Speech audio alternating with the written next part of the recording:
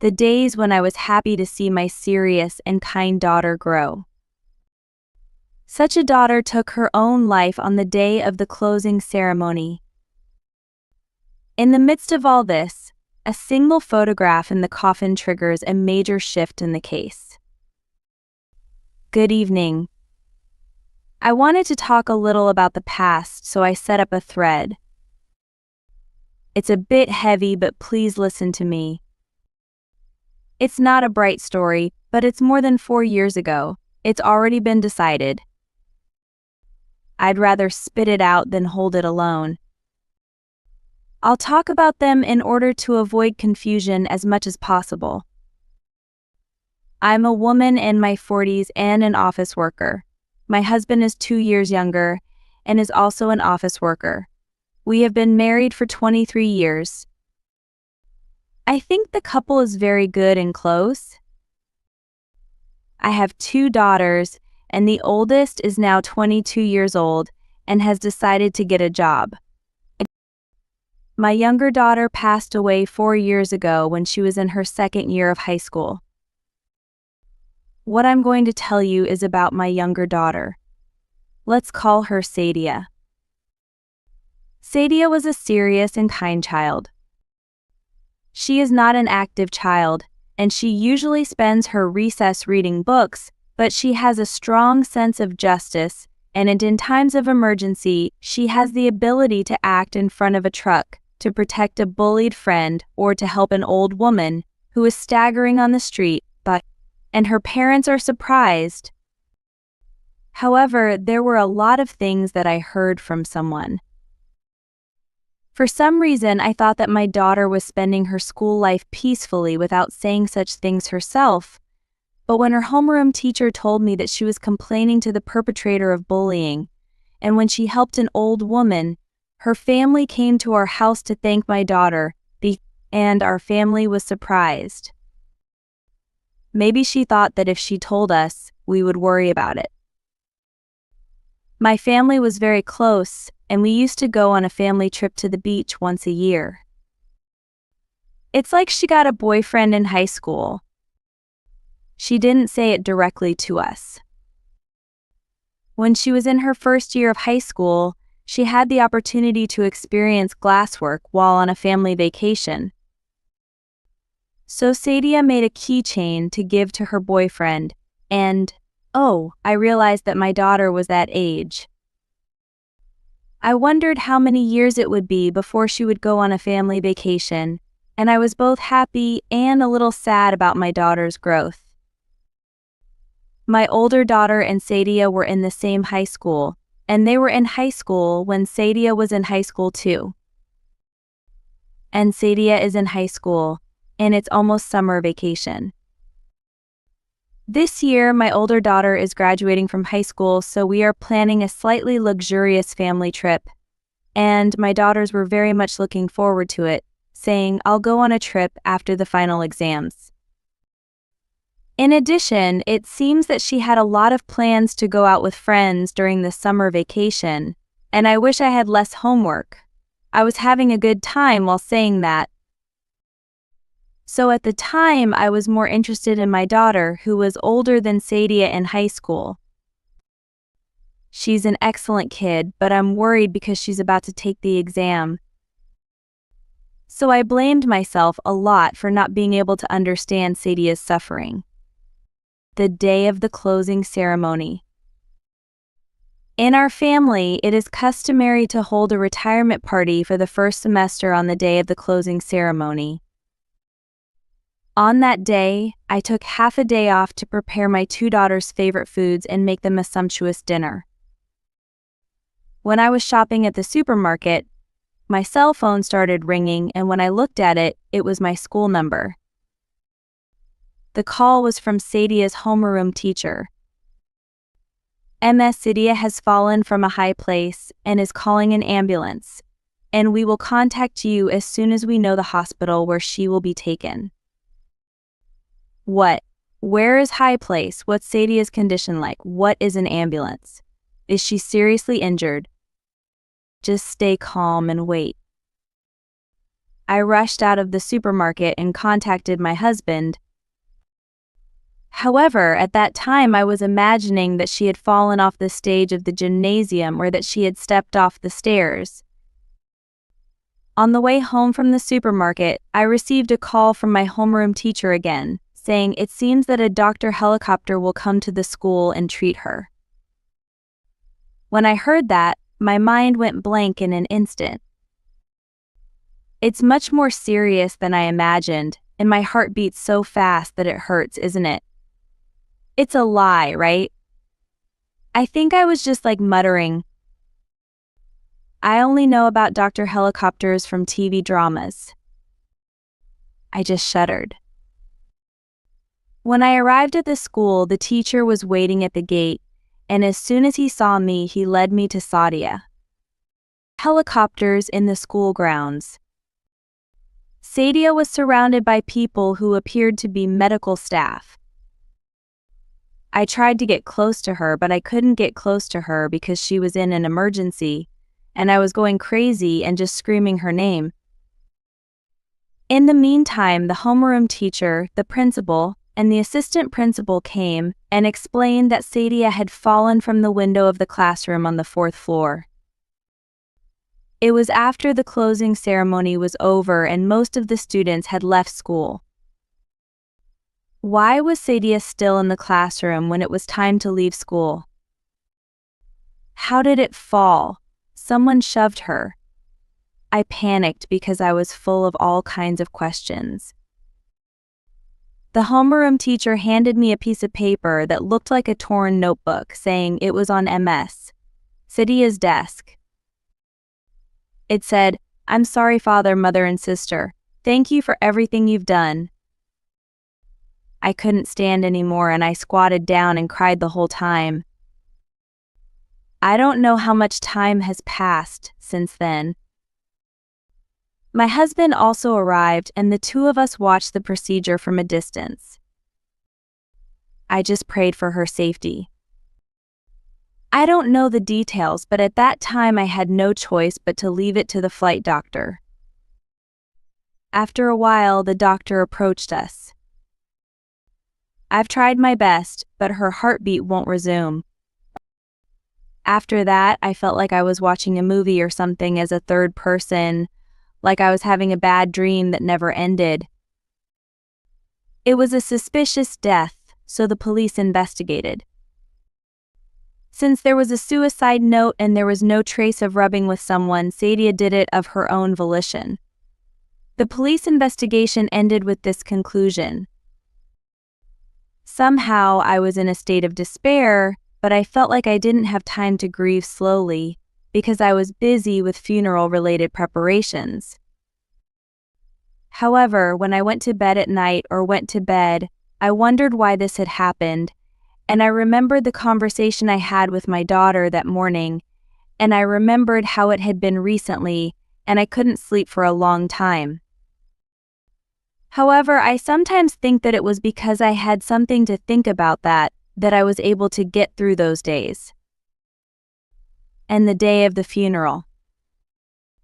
Homeroom teacher, principal, vice principal, grade leader, friends, and many people came to say goodbye, and I was filled with pride for Sadia that she was loved by many people so much. Meanwhile, one of Sadia's close friends put a photo of the three of them in the coffin. This friend will come out later, so I'll call her Rose. Sadia's smile in that photo was so impressive that I asked Rose to get the same thing. Then she happily agreed and transferred the image to my smartphone. I was impressed by what a good girl she was, what a good friend she had.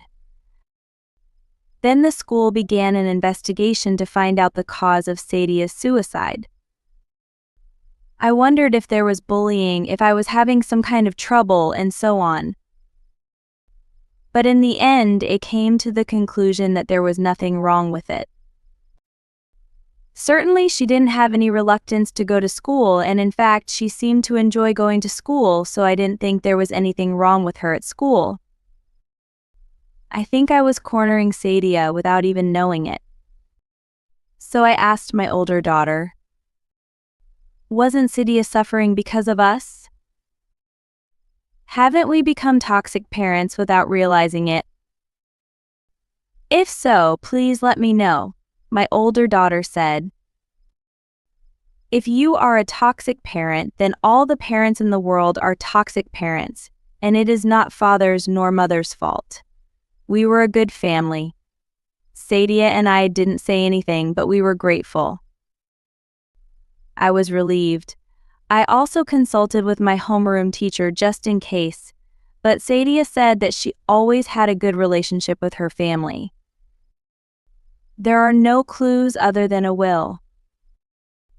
I also looked at my smartphone, but there was no particular problem. I'm sorry, but it's better the purse starve than the body. In particular, she didn't seem to be squabbling with her boyfriend.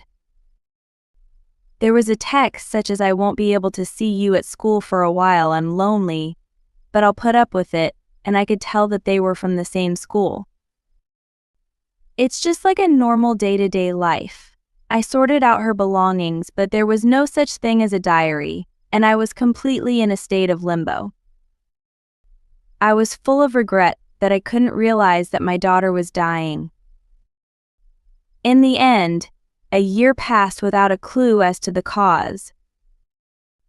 One day, as the anniversary of his death approached, I was looking back at Sadia's photographs from childhood until entering high school. In fact, for the past year, it has been painful for me to look at my daughter's photos, so I haven't looked back at them. But it's time for me to move forward. On this day, I was looking at the photos I had on my smartphone one by one while ruminating on my memories. Suddenly, my eyes stopped on the photo that Rose had sent me. This is a picture of her being placed in a coffin. It was a photo of a group of 3 good friends with their faces glued together, looking very happy, and somehow making it fun. The homeroom teacher is in the background, so I wonder if this is a photo from the field trip. I was looking at it in a daze, thinking about it, but I realized that it was very difficult. To my surprise, the bag that the homeroom teacher was carrying had a glasswork keychain that Sadia had made with the intention of giving it to her boyfriend. At the time, there was no confirmation, and it may have been carrying the student's bag instead. But I have to make sure that I know about this. I decided to contact Rose, who gave me the photo. Then she said I was going to visit his grave on the anniversary of her death, so why don't we talk about it afterwards? On the anniversary of her death, 2 people who were particularly close to Sadia came. After visiting the graves, we went into a cafe and talked. At first, I think it was just a story of fond memories. Eventually, I got to the heart of it. I showed her a picture of my phone and pointed to my homeroom teacher's bag. This is the keychain that Sadia made for her boyfriend to give to her. Do you know why he has it? Suddenly, the faces of the 2 men turned pale. But even if you listen to them, they just slur their mouths and don't get a clear answer. I don't know much about her boyfriend, and Sadia didn't talk about him very often. I didn't even notice that there was such a thing in the teacher's bag. The expressions on her friends' faces seemed to be hiding something, which bothered me. But I can't ask high school students any more questions. Poor thing, isn't it? I asked him to let me know if there was anything we could talk about or if there was anything she remembered, and we said goodbye for the day.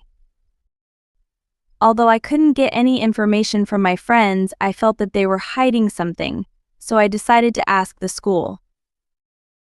However, they said that they did not care about the student's love life. My older daughter also gathered information from juniors in club activities, but unfortunately there was no harvest and time just passed without explanation.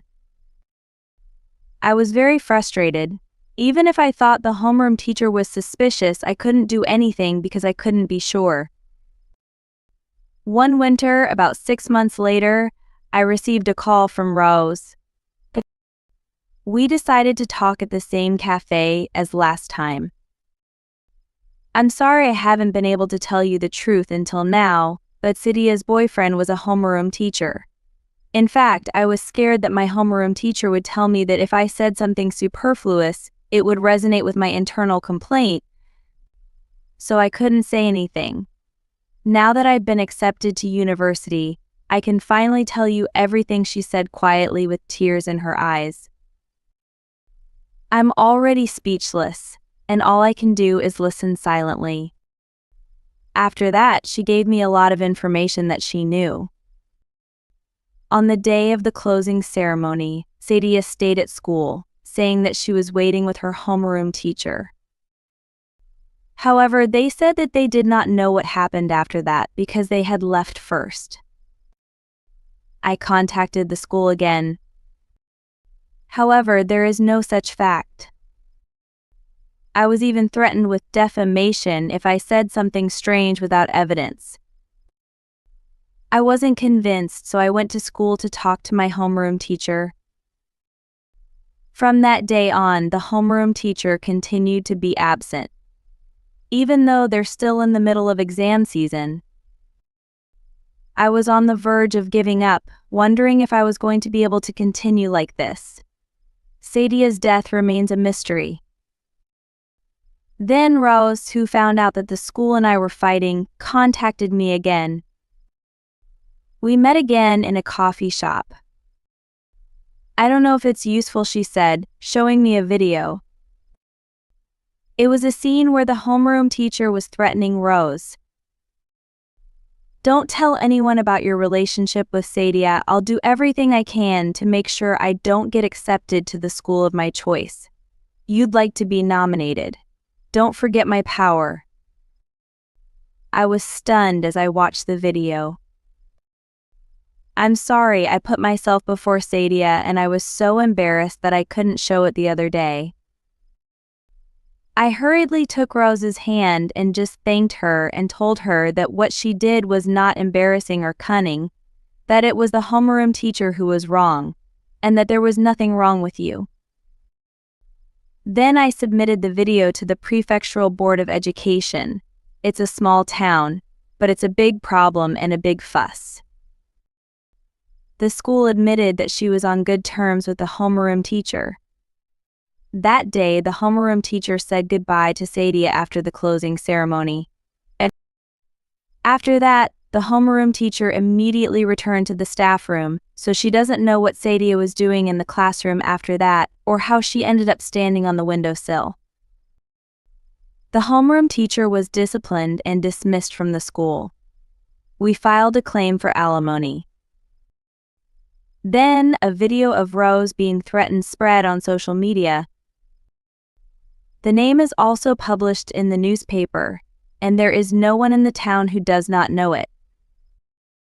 He couldn't find a job at a cram school or a private tutor, let alone a school, and now he's making ends meet at a late-night part-time job at a convenience store. Moreover, since the homeroom teacher was a married person, I have heard rumors that his wife forced him to divorce and demanded alimony. Our sadness has not disappeared, but we want to move forward little by little. It was refreshing to talk about it here. I will live in harmony with my husband and older daughter.